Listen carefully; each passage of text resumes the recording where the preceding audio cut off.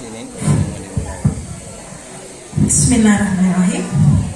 Assalamualaikum warahmatullahi wabarakatuh.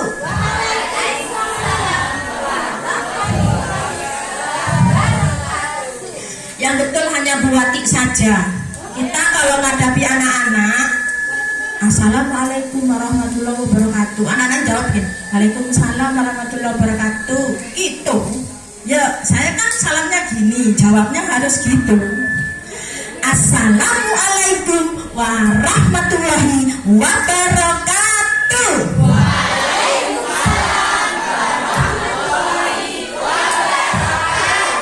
Mantep, gitu teman-teman. Kita tuh di PAUD. Alhamdulillahirabbil alamin.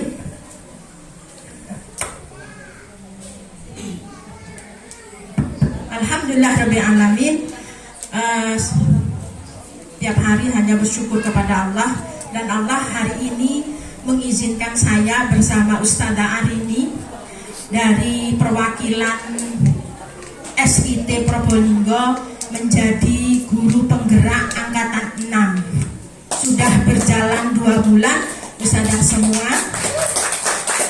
Hari ini saya mohon bantuannya dan kerjasamanya.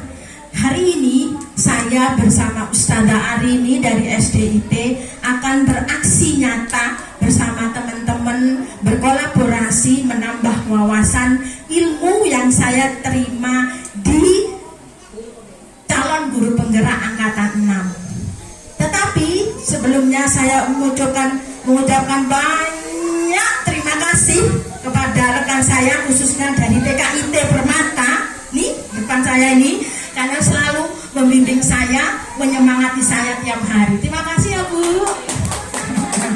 Baik, ini action kita hari ini di aksi nyata 1.4 ke susu modul 4. Modul 1 masih teman-teman 1.4, yaitu budaya positif. Sebenarnya ini sudah kita nikmati ilmu kita tahun 2010 ke atas sebelum pandemi. Hari ini kita kelola lagi ilmu ini. Ternyata waktu saya menikmati bersama Bu Arini, kita hanya bilang, oh iki sing biyen iko yo gitu. Tapi hari ini mari kita bergerak bersama-sama, kita sing-singkan lengan. Setelah pandemi ini kita agak pekewuh ngajar anak-anak, tapi dengan adanya ilmu ini kita lebih seger lagi menghadapi anak-anak. Baik, kita saksikan Ustadzah Arini untuk bertolabil ilmi bersama kita. Monggo dipersilakan. Terima kasih Bapak Cantri. Saya di sini saja. Assalamualaikum warahmatullahi wabarakatuh. Ustadzah semua, hari ini kita belajar bersama-sama. Saya belajar, Ustadzah Cantik belajar, dan juga belajar. Saya juga belajar dari panjenengan semua, bahwa kita di dunia ini akan terus belajar. Tidak ada yang lebih pintar. Jadi kita sama-sama belajar. Semoga setelah acara ini kita semua bisa tergerak, bergerak, dan menggerakkan. Dan semoga teman-teman semua juga mengikuti jejak kami menjadi guru penggerak, agar bisa bergerak untuk membuat perubahan-perubahan yang lebih baik. Terima kasih. Mungkin penyajian saya tidak seheboh guru-guru PAUD. Tadi saya melihat penampilan guru-guru PAUD ketika mengenalkan diri itu dalam hati, kalau di SD ini sudah disurai. Jadi tidak ada yang pede, sepede guru-guru PAUD. Guru-guru PAUD luar biasa. Terima kasih. Mungkin kita banyak berdiskusi saja. Saya tidak akan memberikan materi. Mungkin materinya sedikit saja. Yang pertama adalah sebentar. Bisa. Tadi bisa. Oh ya. Sudah, tadi salam. Nah, hari ini kita akan belajar tentang disiplin positif dan nilai-nilai kebajikan universal. teori motivasi hukuman dan penghargaan, restitusi, keyakinan kelas, kebutuhan dasar manusia dan dunia berkualitas, restitusi, yaitu 5 posisi kontrol dan restitusi, segitiga restitusi. Seperti yang sudah disampaikan oleh Ustazah Cantrik, sebenarnya sudah diterima. Jadi di sini kita hanya mengulang saja. Kemudian ini kita diskusi dulu, Ustazah mungkin setiap hari bertemu dengan siswanya, nih. Ketika para siswa ini melakukan sesuatu di luar, misalnya peraturan kelas, kira-kira apa yang dilakukan oleh ustazah semua? Mungkin Ustazah siapa? Ustazah Wati. Apa yang dilakukan kalau siswanya ini melakukan sesuatu di luar kesepakatan kelas? Kalau saya ini saja Ustazah. Kalau saya yang pertama itu memanggil anaknya, kemudian mengingatkan. Sebelum mengingatkan saya tanya dulu kenapa kok dilakukan, kemudian mengingatkan. Tetapi kalau sudah 2-3 kali, saya tetap memberi hukuman, tetapi bukan hukuman fisik. Baik, dari Ustazah Wati. Mungkin ada yang lain? Oh, dari Keraksan Bu, ini orang tua ini, guru senior.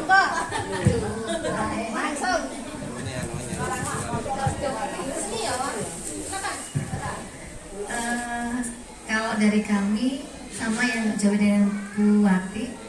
Jadi mungkin diingatkan ada yang salah, diingatkan aja dulu sekali, 2 kali, kemudian tetap bukan sanksi ya, tapi lebih pada apa ya? Kalau sanksi anak-anak nanti hukuman itu sesuatu yang tidak enak ya. Kalau di kami itu bukan hukuman, tapi tetap hanya diingatkan untuk bisa besok tidak mengulang lagi.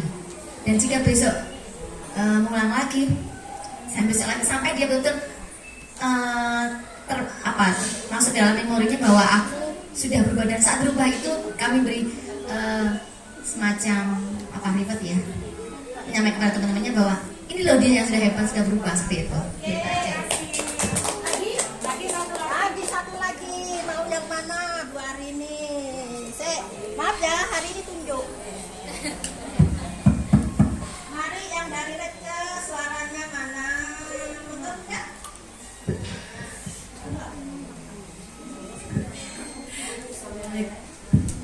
Assalamualaikum warahmatullahi wabarakatuh. Kalau di sekolah kami memang untuk bagi anak-anak PAUD Bunda beda dengan anak-anak SD. Jadi untuk hukuman kami tidak berikan, hanya peringatan-peringatan aja pada mereka. Jika memang mentok mereka terus melakukan hal tersebut, maka kami hanya memberikan sanksi. Tidak bisa disebut sanksi sih sebenarnya. Mungkin Ananda tidak diperkenankan main di pojok main, itu hanya seperti itu saja. Itu dari saya. Wassalamualaikum warahmatullahi wabarakatuh. Terima kasih.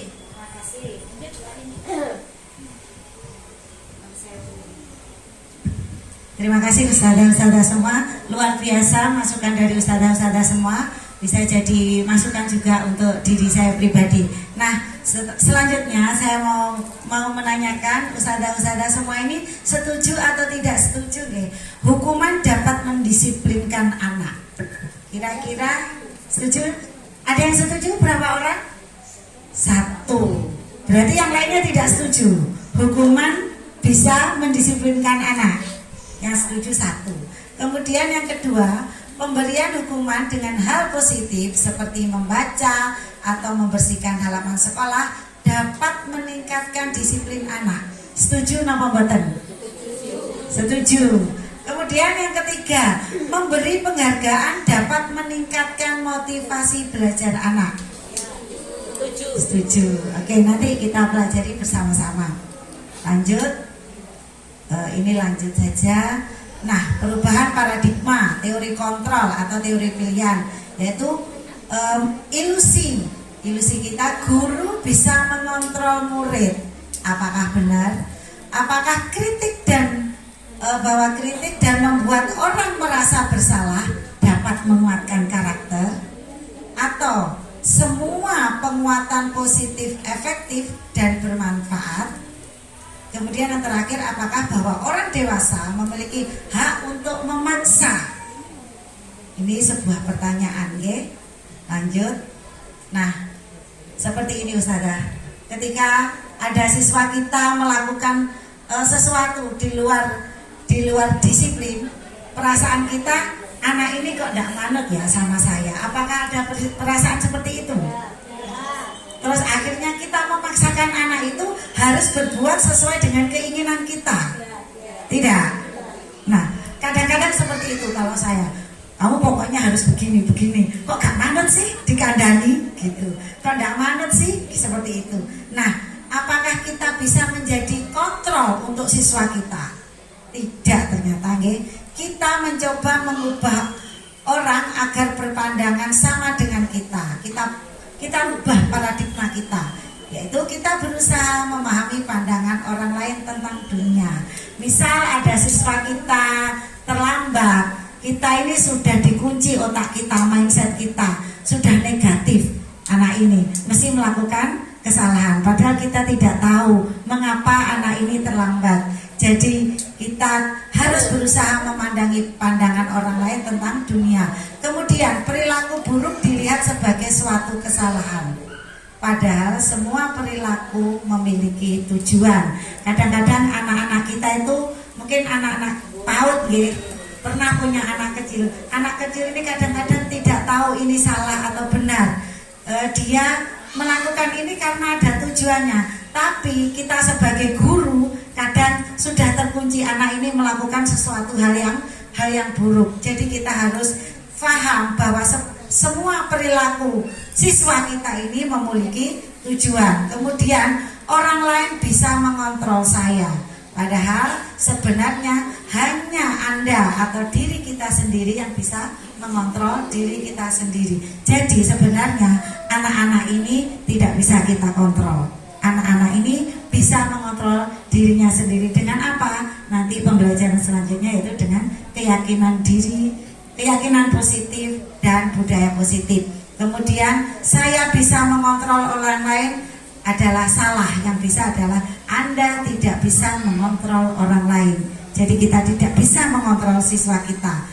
Kemudian pemaksaan ada pada saat bujukan gagal. Kadang-kadang kita sudah merayu anak-anak kita, sudah menasehati gini, tapi kalau sudah gagal akhirnya dipaksa, awas kalau udah gini nanti tak hukum, tak panggil ayah ibumu, mungkin seperti itu. Akhirnya muncul paksaan ketika rayuan kita gagal atau nasihat-nasihat kita gagal. Yang benar adalah kolaborasi dan konsensus menciptakan pilihan-pilihan baru pada siswa kita. Paradigma lama model berpikir adalah menang atau kalah. Guru paradigma lama harus menang, intinya harus bisa menaklukkan murid kita. Tapi sekarang kita rubah paradigmanya bahwa model berpikir kita adalah sama-sama menang. Antara guru dan siswa sama-sama menang, tidak ada yang kalah. Kemudian ini nanti dijelaskan Ustazah Cangkrik ya, atau saya. Ya sudah, ini rangkumannya. Jadi hari ini itu kita belajarnya, Anda tidak bisa mengontrol orang lain, hanya Anda yang bisa mengontrol diri sendiri. Jadi intinya kita tidak bisa mengontrol peserta didik kita. Makna disiplin, jadi belajar kontrol diri dengan menggali potensi kita agar tercapai tujuan mulia, yaitu sesuatu menjadi seseorang yang kita inginkan berdasarkan nilai-nilai yang kita hargai.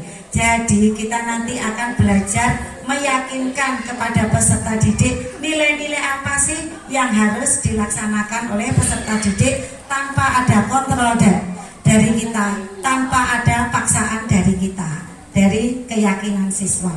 Semua perilaku memiliki tujuan. Nanti belajar teori motivasi, kita harus menghindari hukuman. Kemudian motivasi dari eksternal yaitu untuk mendapatkan imbalan, ini kita hindari ya. Jadi reward tadi sebenarnya juga kurang baik ya. Kalau anak ini sudah berubah, diberi reward, ternyata ini juga nggih pujian nggih. Oke, nanti ada. Nggih, nanti ada.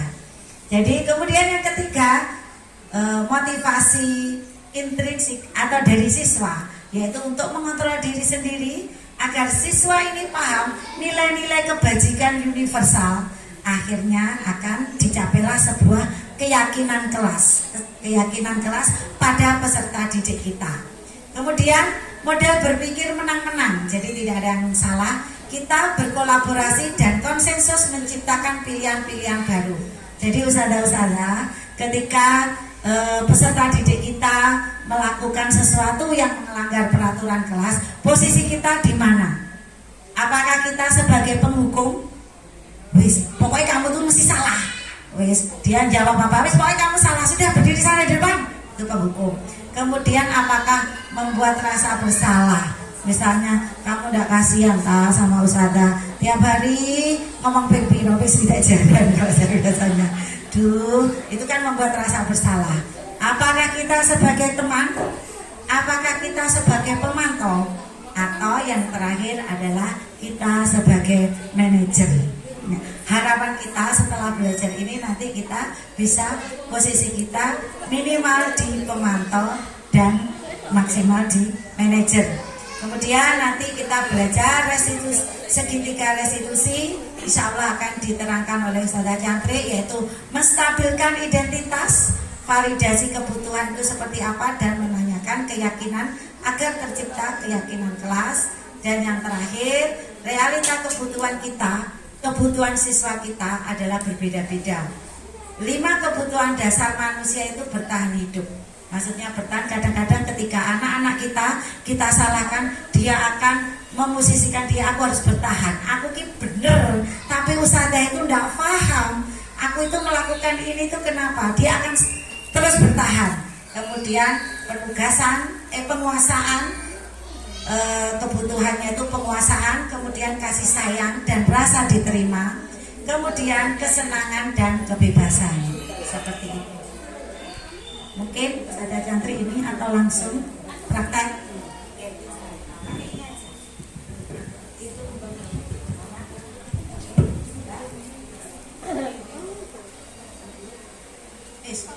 Di ajar Dewantara. Oke. Tut Wuri Handayani, lanjutkan. Ayo dong, Tut Wuri Handayani. Ing ngarsa sumada emadha mangkarsa. Pantas jadi bu guru nyenengan. Ini adalah bapak kita, muslim, seorang muslim yang sampai hayatnya memberikan ilmu kepada kita. Menurut Ki Hajar Dewantara, merdeka itu adalah tidak terlepas dari perintah, akan tetapi juga cakap bisa memerintah dirinya sendiri. Itulah anak-anak. Jadi anak-anak itu kalau sudah ada alarm di dirinya, dia akan mudah diingatkan. Siapa? Kita yang mengingatkan, tapi dengan trik-trik yang kita punyai. Mari kita belajar bersama-sama. Selanjutnya, lanjut. Baik, stop di sini. Di sini ada hukuman dan konsekuensi. Teman-teman, kalau sudah ngomong hukuman itu apa, konsekuensi itu apa? Ayo, saya baca ya. Teman-teman yang jawab, saya yang baca. Menurut mindset teman-teman semua dulu. Saya tidak mau ngomong hukuman itu apa, konsekuensi itu apa, saya tidak mau ngomong dulu. Mencatat 100 kali di dalam buku kalimat, saya tidak akan terlambat lagi karena terlambat ke sekolah. Dia nulis 100 kali, saya tidak akan terlambat lagi. Hukuman apa konsekuensi? Konsekuensi ya. Oke, catat. Yang kedua, lari mengelilingi lapangan basket 2 kali terlambat di sekolah, hukuman apa konsekuensi? Hukuman. Murid diminta push up 15 kali, hukuman. Menggantikan kertas tugas temannya yang sudah dicoret-coret. Oke. SIT hebat gurunya. Lanjut. Membersihkan tumpahan air di meja tulis karena tersenggol.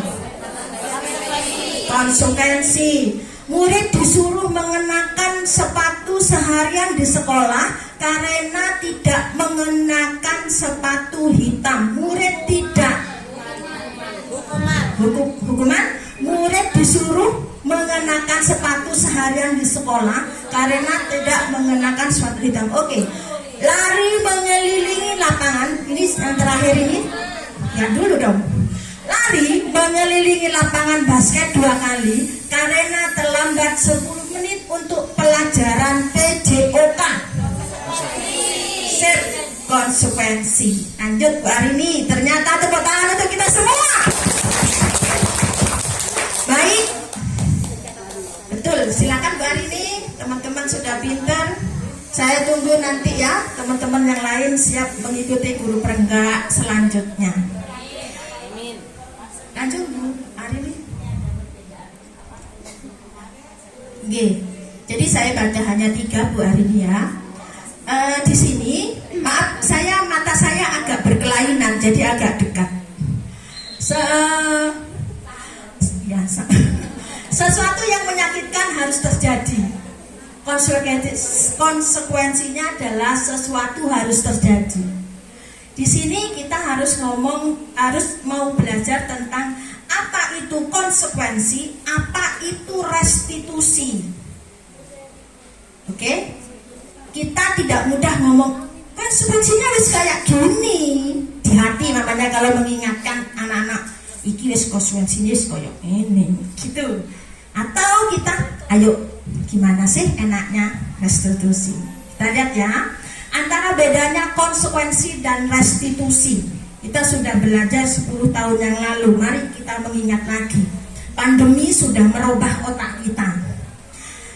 Kalau konsekuensi, sesuatu itu harus terjadi.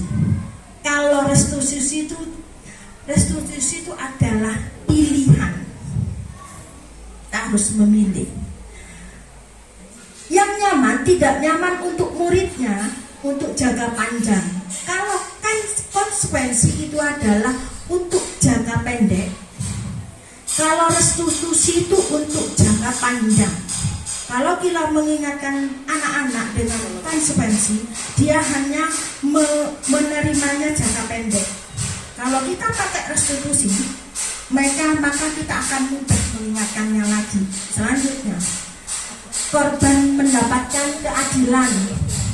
Korban itu terabaikan, yang restitusi korban mendapatkan gantinya. Selanjutnya ada yang tersakiti. Kalau konsekuensi, anak tidak nyaman. Kalau restitusi, anak menjadi kuat karakternya. Terus agresif, pasif dan agresif, anak-anak hanya bisa bertahan pendek. Terus kalau restitusi, masalah akan terpecahkan. Kalau konsekuensi, guru itu terus mensupervisi, mengingatkan terus. Kalau restitusi, anak sudah bisa bertanggung jawab dengan perilakunya. Tinggal gestur gini saja, sudah paham sudah anak-anak. Oh iya, yang kemarin kan sudah bincang gitu. Kalau restitusi, kalau konsekuensi, besok gini lagi, gini terus. Terus berlaku untuk selanjutnya dalam kehidupan nyata, anak-anak itu bisa mengikuti peraturan dalam masyarakat dalam waktu pendek. Kalau kita membiasakan restitusi, anak-anak itu fokus pada pemecahan masalah jangka panjang. Ingat, golden age anak-anak itu akan dipakai di hari tuanya. Kalau kita bisa menanamkan hari ini, maka amal soleh kita akan akan dipakai besok sampai mereka tua. Yakin Ustazah? Yakin? Yakin, insya Allah. Terus peraturan adalah kalau hukuman kamu harus, kalau konsekuensi peraturannya apa? Kamu harus melawan gimana? Gimana enaknya? Gitu.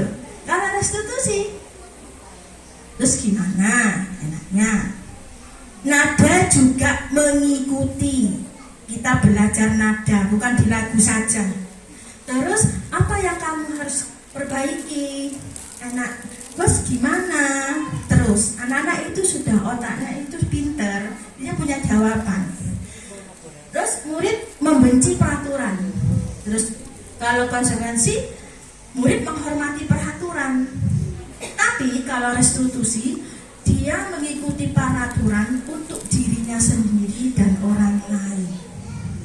Siap kita berestitusi sama anak-anak? Ya. Siap. Sudah ingat ilmu kita masa lampau? Saya bilang gini sama Bu Cipris, maaf ya teman-teman. Bu, ini sudah kita belajar loh Bu. Ya, bagi Bu Guru yang sudah kayak ini pernah kita dulu ya Bu Guru. Yang ini adik-adik ini regenerasi harus tahu juga. Siap ya yang baru ya? Siap? Siap. Selanjutnya Bu Arini. Lanjut. Oke, dibaca dulu. Apa sih restitusi itu? Restitusi itu bukan menebus kesalahan. Restitusi itu memperbaiki hubungan. Restitusi itu bukan paksaan. Restitusi itu menuntun dan melihat dalam diri, bahasa hati. Restitusi itu kebutuhan dasar dari sebuah tindakan. Restitusi itu jalan terbaik. Restitusi itu adalah karakter, bukan tindakan. Terus restitusi itu fokus pada solusi, bukan membuat solusi. Kamu di pojokan situ ya, tunggu ya Bu Guru ya, malah boleh gawe, gak selesai sih. Nanti kita datang lagi, ada lagi masalah gitu.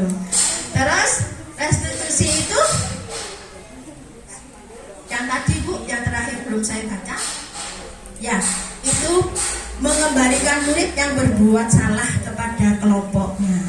Jadi dia tidak malu lagi bahwa dia tuh ya bersalah, tapi ya sudah, hanya Bu Guru, Ustazah dan Allah yang tahu dan aku. Coba kalau tidak restitusi, misalnya webi example ya Bu ya. Bukan saya ngomong gini nih, enggak pernah. Ini aja kalau penggerak ingat, enggak. Bukan saya, banyak sudah teman-teman kadang ingat.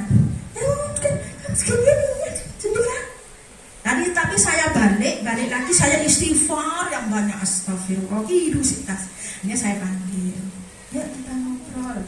Itu restitusi namanya. Jadi dia tidak merasa bersalah di kelompoknya.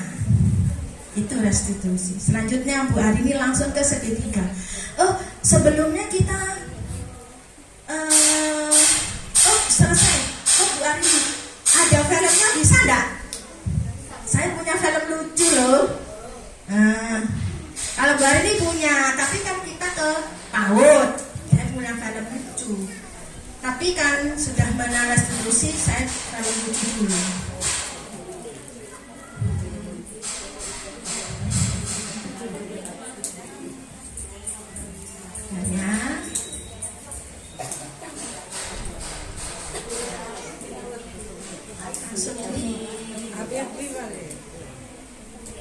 Nah ini saya punya lakon sudah terkenal. Ini segitiga restitusinya kasus 1.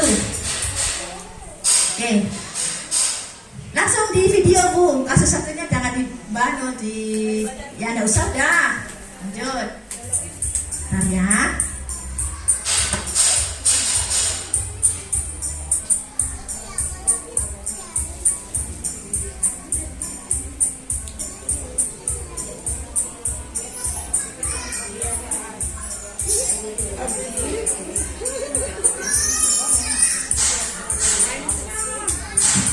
saya ini sembunyi-sembunyi loh.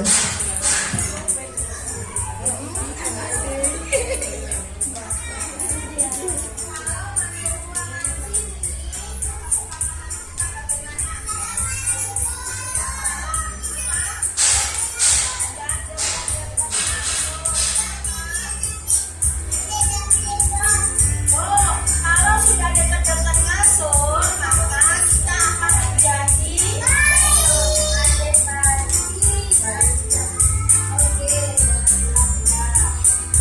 adik-adik kita akan yang berada di kasur kita akan pindah kelas di tempat. Kenapa? Kenapa punya dikasih tempat seperti itu? Agar apa?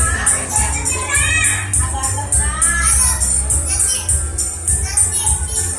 Oh, agar kasurnya tetap. Agar kasurnya tetap rapi, kasurnya tidak berantakan.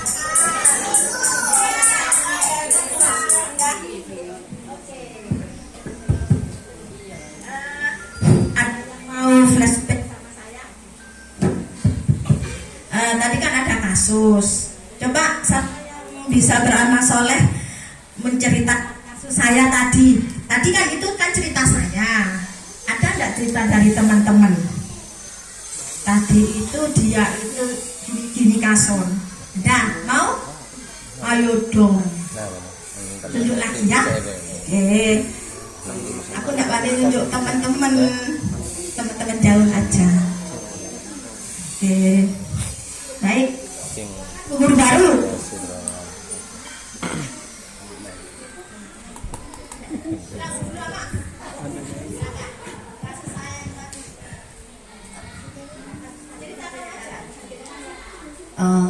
Tadi saat belajar ada siapa tadi? Habibie. Mainan kasurnya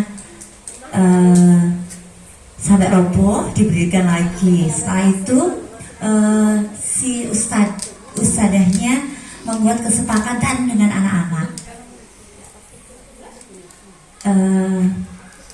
Ya tadi kesepakatannya jika bermain di kasur, maaf tadi kurang jelas suaranya. Jika bermain di antara kasur tadi, belajarnya akan pindah. Begitu kayak yang kedengarannya. Pindah di mana itu tadi? Sambal itu saja. Dan anak-anak tahu kenapa kok dibuat kesepakatan seperti itu. Terima kasih. Sebelumnya bertanya nih Bu Catri sama Bu, pernah membuat kesepakatan Tiap hari. Alhamdulillah, tepuk tangan semua. Baik teman-teman, dikala kita menemukan sebuah kejanggalan pembelajaran, jangan salahkan anak-anak. Salah kita berpikir dulu, apakah kita sudah memetik kata sepakat? Kalau kita langsung menyalahkan anak-anak, kalau kita belum membuat kata sepakat, berarti salahnya ada di kita. Itu namanya disiplin. Kesepakatan, sebuah kesepakatan pembelajaran itu jangan banyak-banyak, 2 maksimal 3. Dan itu diingat, seandainya ustadzah lupa, boleh dicatat. Di setiap pojok bermain, di setiap kegiatan hidup harus ada kesepakatan dan kedisiplinan. Disiplin itu kan artinya kita kan bukan menata, membuat proyek, bukan. Kesepakatan adalah obrolan hati kita. Kedisiplinan. Seandainya anak-anak di suatu pembelajaran ada yang aneh, ada yang janggal, kita tidak boleh gini dulu. Ini kok gini, harus kadang berulang kali. Kalau kita belum membuat kesepakatan main, salahnya bukan di anak-anaknya, kesalahannya kita ada di kita. Buka laptop, kesepakatan duduk, kesepakatan keluar, kesepakatan semua ada SOP-nya. Bu guru pun jangan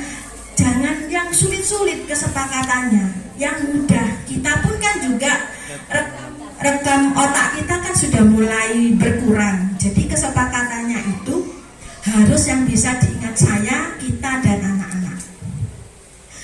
Keyakinan kelas, kesepakatan itu adalah keyakinan kelas sama. Jadi dari duduk ke duduk lagi, dari keluar masuk lagi. Jadi sebelum seandainya trik saya, mari sama sebelum kita mulai kegiatan, oh iya kita sepakat dulu apa? Setiap kegiatan, oh iya kita apa dulu? Kita ngomong apa kemarin di sini? Oke, di sini. Jadi anak-anak itu diulang-ulang. Seandainya ada kejanggalan bermain begini, itu bukan salah mereka, salah kita yang tidak mengingatkan. Itu namanya kesepakatan main. Kadang ini terjadi kemarin, anak saya ada yang aneh, akhirnya guru kelas lain yang mengingatkan. Akhirnya saya gini, tolong Bu ingatkan, tolong ingatkan. Saya di hati gini, iya aku mau nggak kesepakatan dulu main. Akhirnya ada yang melontir-melontir gitu. Akhirnya saya ngomong, oh Cantri lupa ya. Di semua itu harus diobrolkan, apalagi anak-anak. Seandainya anak-anak sudah terbiasa seperti itu, maka semuanya akan positif dan akan mengurangi kenegatifan bermain dan belajar kita. Sepakat? Sepakat. Silakan Bu Arini. Nggih, monggo. Mungkin dulu kita kebijakan awal bermain itu. Oke, kebijakan. Oke. Alhamdulillah ditambahi sama Bu Rita. Kebijakan bermain. Tapi saya memohon kepada teman-teman, kebijakan bermain itu bukan waktu bermain saja. Waktu sudah sentra dibuka, layar tancapnya dibuka, yo kesepakatan, bukan gitu saja. Setiap saat, di mana saja, di saat ada interaksi dengan anak-anak, harus ada kesepakatannya. Walaupun hanya gini saja, ayo gimana Pak kita sayang teman, itu toh yang diingat sayang teman. Insya Allah melingkar mereka tidak ada yang jontok-jontokan. Apa kita duduk, kita sebelum berdoa, sepakatan kita apa? Sayang teman, sudah di otak mereka sudah ada sayang teman gitu. Jadi kita ubah mindset kita sekarang, kesepakatan bermain itu tidak ada di kegiatan inti saja, dari awal pembukaan sampai penutupan pembelajaran. Silakan Bu Arini. Oke, terima kasih. Selanjutnya kita akan belajar restitusi. Sebelum ke restitusi, ustadz-ustadzah semua pastinya di kelas punya peraturan kelas ya. Peraturan kelas ini kita buat menjadi keyakinan kelas. Apa bedanya peraturan kelas dan keyakinan kelas? Seperti ini. Kalau peraturan kelas, kesepakatan kelas kan datang tepat waktu, mengucapkan salam. Itu kesepakatan kelas. Nah, kalau yang ini disebut keyakinan kelas. Kami guru dan murid saling menyayangi. Kami murid yang semangat belajar. Kalau peraturan biasanya menjaga kebersihan sekolah. Jadi, kemudian berdoa sebelum dan sesudah kegiatan, aktif dalam pembelajaran. Kalau keyakinan kelas seperti ini. Jadi mengandung nilai-nilai kebajikan universal. Jadi mengandung nilai-nilai yang baik, yang diterima secara universal, diterima oleh setiap golongan, semua golongan. Kami guru dan murid saling menyayangi. Berarti dari kata saling menyayangi itu sudah mencakup tidak boleh bullying, tidak boleh mengganggu teman, tidak mengambil barang milik teman, seperti itu. Kemudian kami murid yang semangat belajar.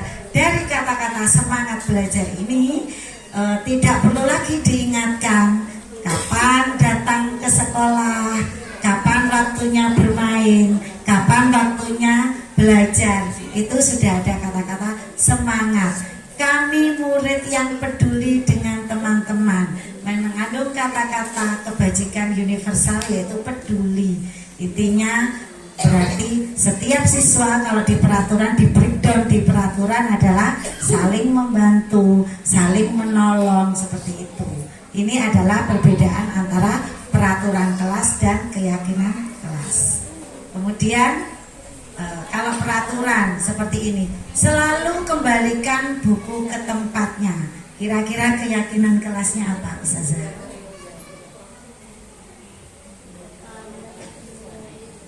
Atau langsung baca seperti ini ya? Biar tidak mikir, ya. Dibaca. Kalau selalu kembalikan buku pada tempatnya, berarti keyakinan kelas adalah semua siswa atau guru dan murid bertanggung jawab. Dilarang mengganggu orang lain, berarti menghormati orang lain. Hadir di sekolah 15 menit sebelum pembelajaran dimulai, berarti menghormati orang lain, dan seterusnya. Nanti bisa dibaca, nggih. Saya kirim filenya. Lanjut. Ini tadi sudah kebutuhan dasar. Nah, ini tadi, ini ciri-ciri Ustazah ini di posisi mana? Di posisi penghukum atau membuat orang bersalah, atau sebagai teman, atau sebagai pemantau, atau sebagai manajer. Kalau penghukum menghardik, pokoknya kamu salah, seperti itu. Kalau teman membuat orang bersalah, misalnya seharusnya itu kamu begini, Ustazah kecewa, sudah berkali-kali menasihati, tetap itu enggak boleh ya Ustazah, enggak boleh. Kemudian sebagai teman membuatkan alasan-alasan untuk apa? Untuk muridnya. Nah, yang paling bagus di sini pemantau, menghitung dan mengukur, terus kemudian mengajukan pertanyaan-pertanyaan. Ini seperti penghukum. Kalau kamu tidak melakukan, awas ya, awas. Kalau membuat orang bersalah, kamu seharusnya apa? Kamu sudah tahu, ibu, aduh misalnya lelah sekali mengatakannya, sudah capek, berapa juta kali Ustazah bilang, ya berapa juta kali biasanya, seperti itu. Kalau teman, ayolah lakukan demi ibu, intonasinya, ayo bro, ayo sis kalau SD, ayo besti, dikerjakan, jangan diulangi lagi, seperti itu.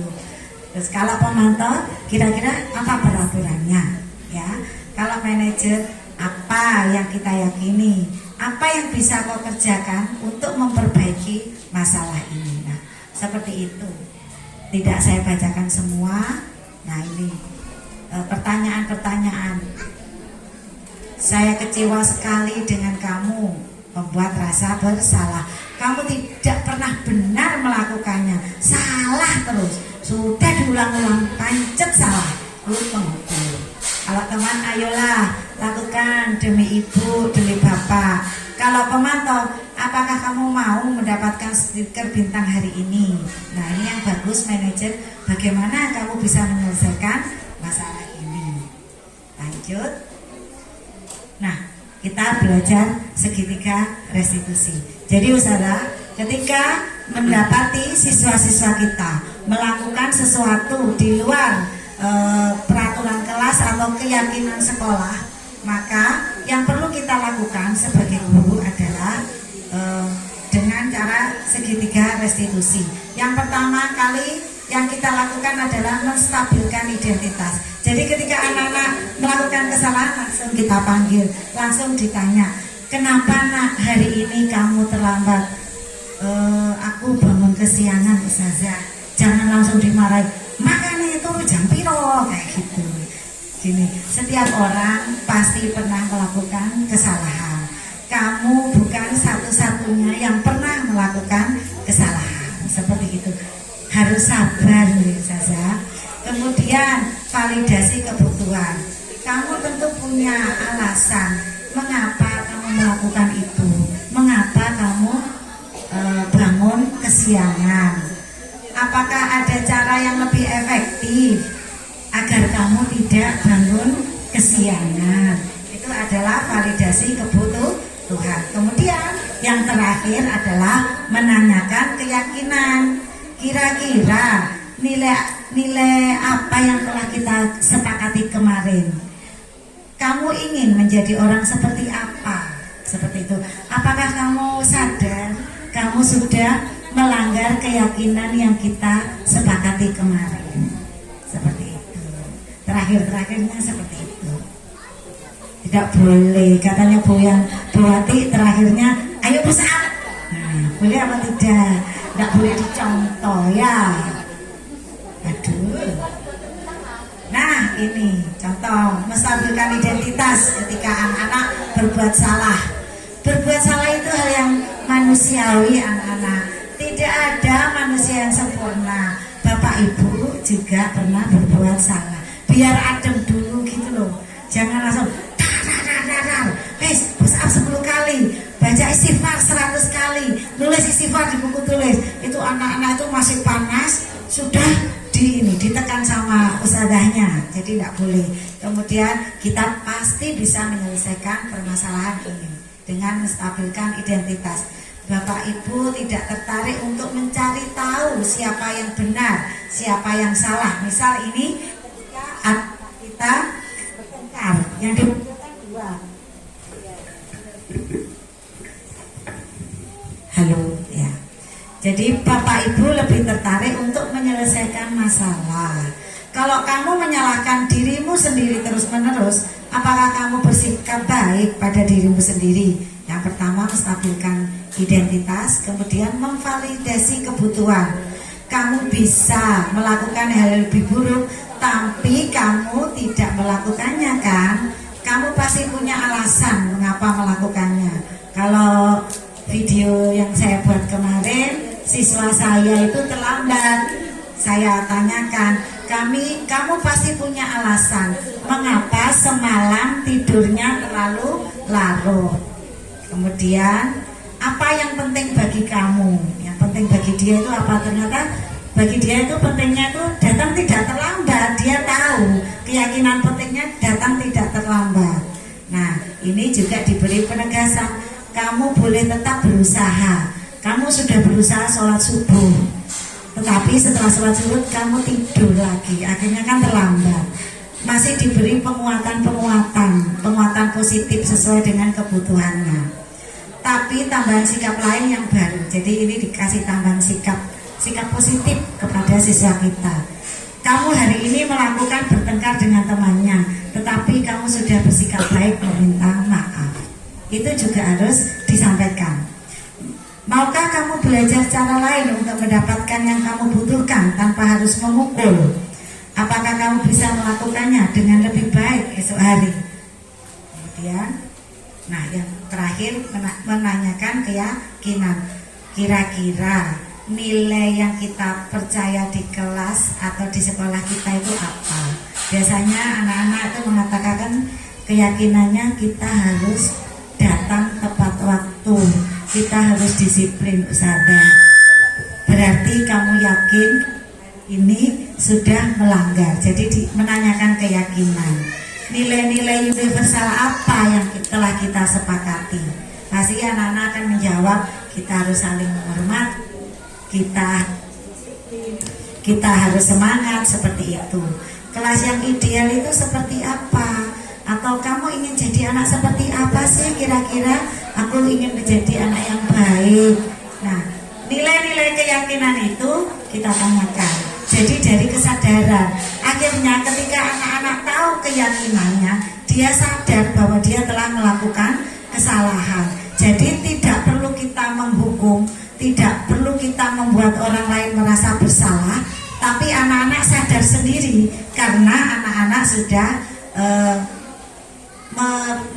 mempunyai keyakinan sekolah. Jadi tidak perlu ada hukuman atau reward itu juga kadang-kadang bisa jadi bumerang untuk anak-anak. Misal nanti kalau kamu sudah berbuat baik, ustazah kasih reward, suatu hari dia akan berbuat salah lagi. Kemungkinan itu diulang atau betul? Bisa diulang. Ketika anak-anak nanti kalau khatam 1 juz dalam 1 minggu, membaca ibu kasih kamu uang sekian. Jadi anak-anak ini melakukan sesuatu karena reward, bukan karena keyakinan. Mungkin itu saja dari saya. Mungkin ada sesi tanya jawab, monggo. Oke, monggo. Alhamdulillah itu dari Bu Arini sudah bisa berkembang ya hati kita ya. Kena pandemi 2 tahun, kita harus besok Senin Bismillah kita dengan baju baru nih. Ada kita pakai baju baru bahwa menghadapi anak-anak itu seperti ini.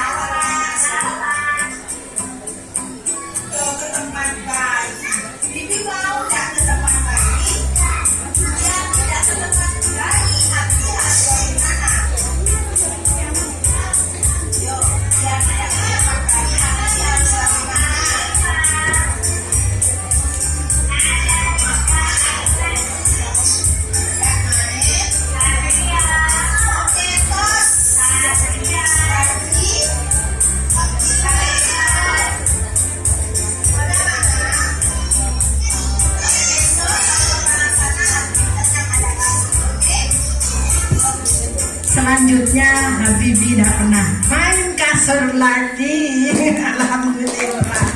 Bunda, Ustaz, oke. Ini ada murid saya tiap hari kan memang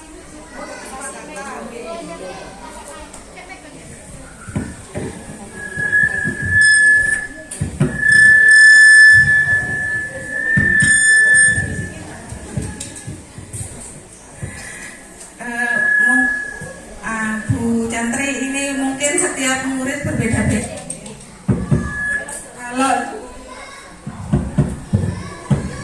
Kalau di Permata Dringu itu setiap ustadzahnya membuat kesepakatan, setiap murid itu justru menangkapnya itu berbeda-beda. Ada yang sangat senang dengan kesepakatan itu, misalkan disuruh bersih-bersih kamar TPA gitu, malah senang Bu, malah anaknya itu salah satu anak itu tertidur di sana Bu. Jadi tidur bukan senang, kan tidak ada orang. Jadi itu berarti kan ada yang merasa oh iya aku tidak boleh melakukan ini, ada yang merasa tidak apa-apa, aku nanti kalau suruh bersih-bersih kamar TPA tidur di sana mesti tertidur. Itu bagaimana caranya? Terima kasih. Saya berusaha menjawab sesuai dengan pengalaman Gil. Nanti Ustazah kalau kurang Gil boleh ke yang ahli, kepala sekolah saya psikologi. Kesepakatan itu adalah isinya.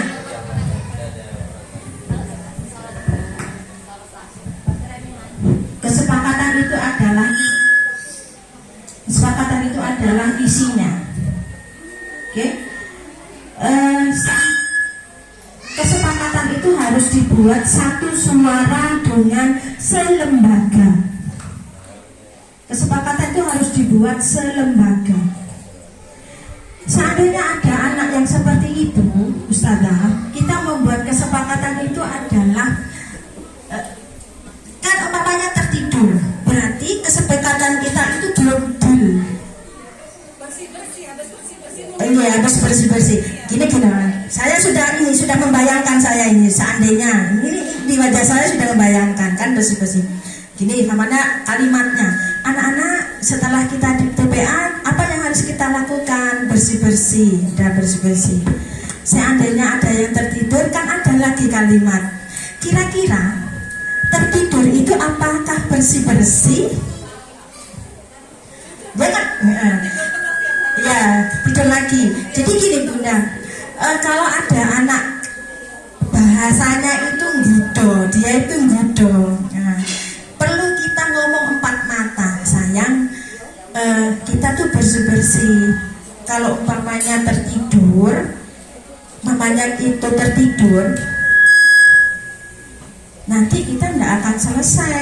Gimana, mau pulang atau gimana? Harus ada kesepakatan empat mata. Jadi kalau umpamanya ngomong kesepakatan dengan anak, kalau bisa, kadang ada anak seperti itu, ngudo namanya. Dia kepingin tahu bagaimana batas kita. Batas kita. Dan nada, saya minta ya nada suara itu kalau di PAUD itu harus diperhatikan. Nada bicara. Kalau di SD memang datar. Kemarin sudah saya waktu ngemit bersama-sama, nada itu memang harus diperhatikan. Dalam restitusi nada itu diperlukan. Begini, kita harus bagaimana? Itu 2, 3. Namanya nanti sudah ketemu kejanggalan, sudah berempat. Namanya nada saya sama Habibi sama teman yang lain itu tidak sama nada saya. Jadi kita bisa mengelontarkan nada kata itu, kita tahu keseharian anak itu. Tidak mungkin kan saya mengeluarkan nada seperti itu kepada anak saya yang cantik, ada yang cantik. Harus bagaimana? Tidak. Jadi lain. Nada suara itu juga perlu. Cek 1 cek.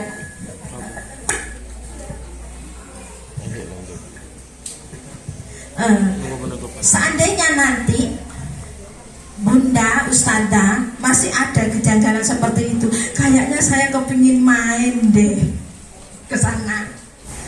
Kayaknya, ya apa sih? Kan gini, kalau di PAUD ini ada seniornya, ini ada Bu Wati. Senior kalau ini ada Bu, yang senior nadanya yang biasa saya dengarkan Bu Halimah, Bu Wati, nadanya sama. Kalau sudah restitusi sama anak-anak itu nadanya lain. Jadi nada itu penting Ustazah ya kalau merestitusi anak. Dan kadang anak-anak akan menggoda kalau kita menjas di depan teman-temannya. Lucu jadi, padahal dia kan bersalah gitu loh. Kalau sudah di empat mata, kita nikmati, coba dulu ya Ustazah ini. 4 mata, besok lihat lagi. 4 mata. Dan itu kalau menghadapi anak seperti itu saya target. Saya gini, bukan target dalam doa 2 minggu selesai, dalam hati cuma. Ya alhamdulillah kalau kita dari hati seminggu selesai. Nah, dari karena asesmen sebelum masuk itu banyak yang aneh-aneh yang masuk di kelas saya. Saya target 2 minggu selesai, alhamdulillah 1 minggu selesai. Dari hati pula. Nggih. Nanti kalau ada yang monggo, siapa yang bantu saya? Gimana Ustazah?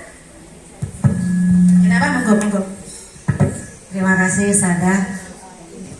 Kasusnya luar biasa. Jadi ketika anak-anak melakukan kesepakatan kelas karena melanggar sebuah keyakinan kelas, anak ini membersihkan UKS begitu nggih. Setelah membersihkan malah tidur. Nah ini kita restitusi lagi anak tersebut kita panggil. Artinya keyakinan kelas dia tentang nilai tanggung jawab itu belum dilaksanakan. Jadi kita restitusi lagi.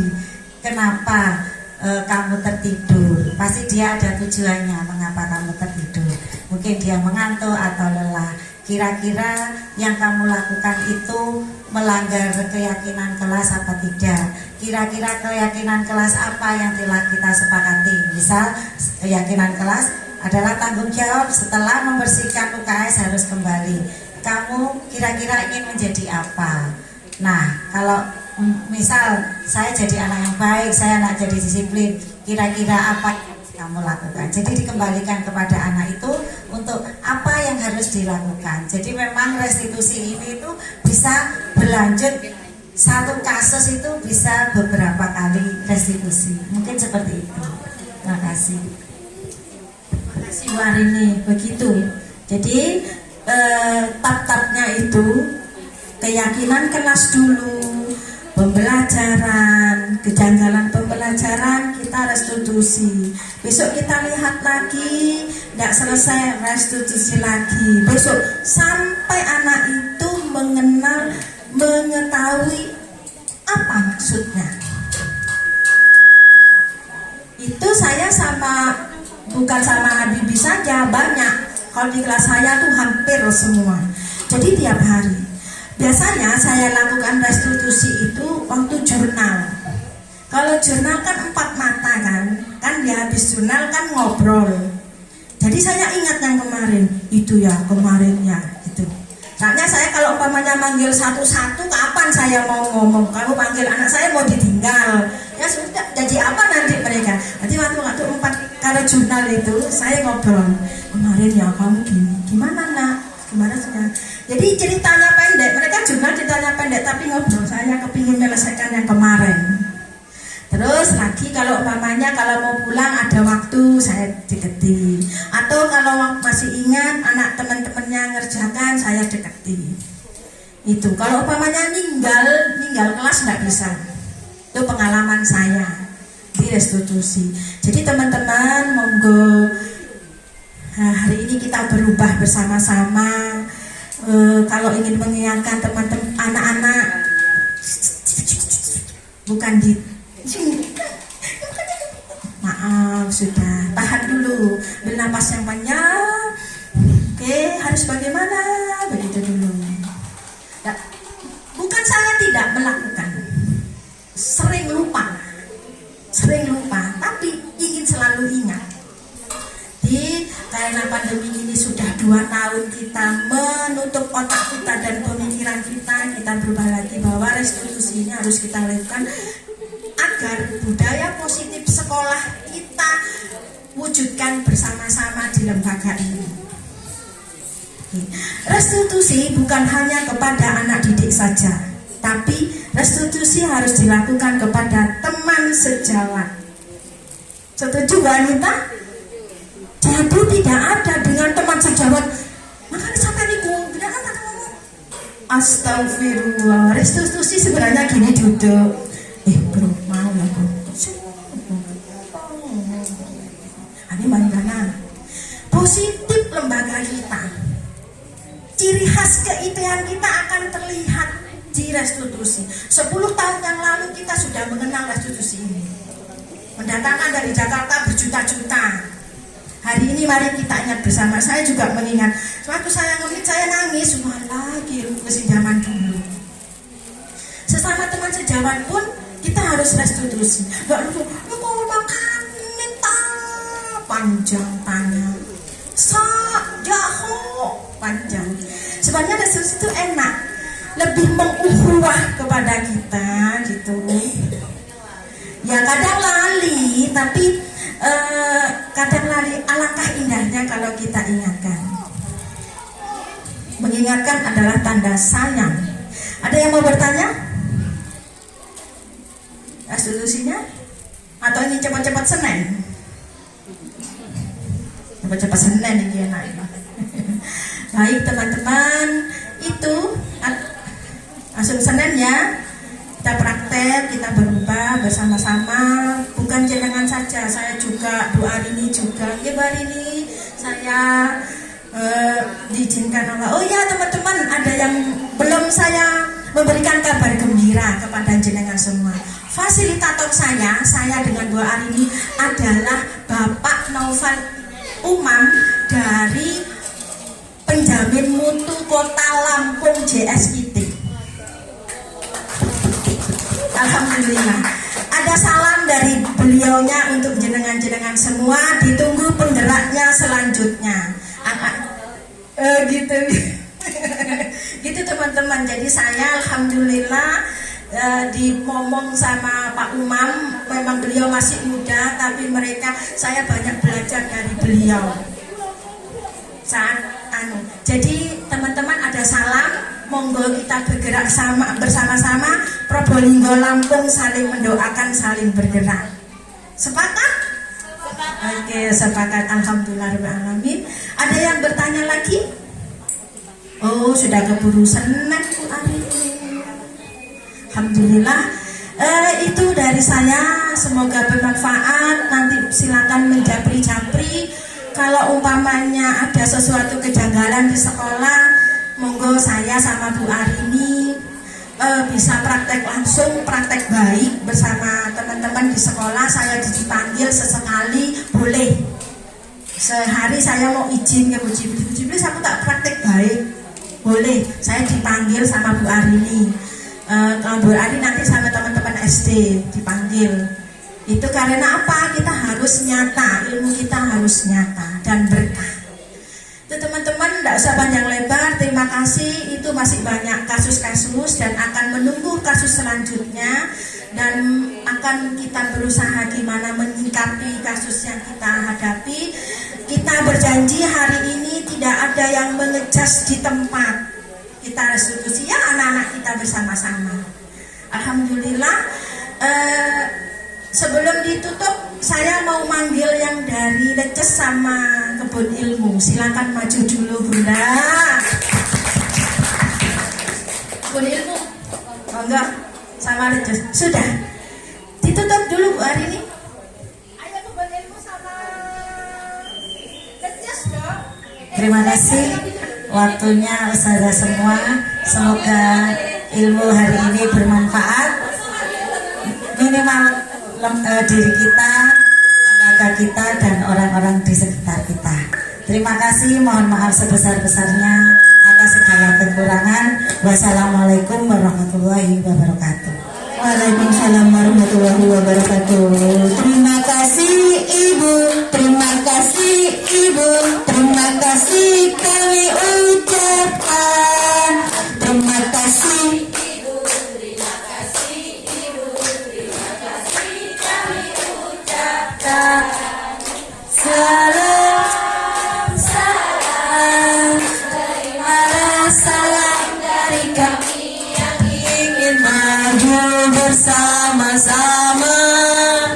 Salam, salam, terimalah salam dari kami yang ingin maju bersama-sama. Saya berusaha menjawab sesuai dengan pengalaman gitu. Nanti Ustazah kalau kurang deal boleh ke yang ahli, kepala sekolah saya. Psikologi. Kesepakatan itu adalah isinya.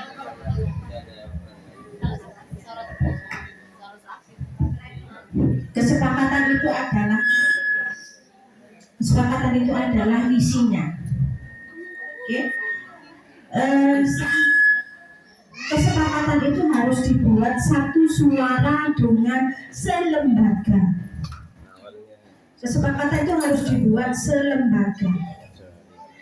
Seandainya ada anak yang seperti itu, Ustazah, kita membuat kesepakatan itu adalah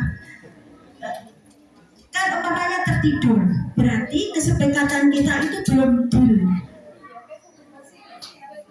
Enggak, harus bersih-bersih. Gini, saya sudah membayangkan saya ini, seandainya ini di wajah saya sudah membayangkan kan bersih-bersih. Gini, mana kalimatnya? Anak-anak, setelah kita di TPA, apa yang harus kita lakukan? Bersih-bersih dan bersih-bersih. Seandainya ada yang tertidur, kan ada lagi kalimat.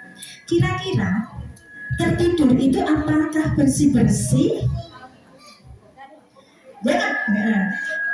Ya, tidur lagi. Jadi gini Bunda, kalau ada anak bahasanya itu budo, dia itu budo. Nah, perlu kita ngomong empat mata, sayang. Kita tuh bersih-bersih. Kalau umpamanya tertidur, nanti kita tidak akan selesai. Gimana mau pulang atau gimana? Harus ada kesepakatan empat mata. Jadi kalau umpamanya ngomong kesepakatan dengan anak, kalau bisa, kadang ada anak seperti itu, mudo namanya. Dia kepingin tahu bagaimana batas kita. Batas kita. Dan nada, saya minta ya nada suara itu kalau di PAUD itu harus diperhatikan. nada bicara. Kalau di SD memang datar. Kemarin sudah saya waktu ngemit bersama-sama, nada itu memang harus diperhatikan. Dalam restitusi nada itu diperlukan.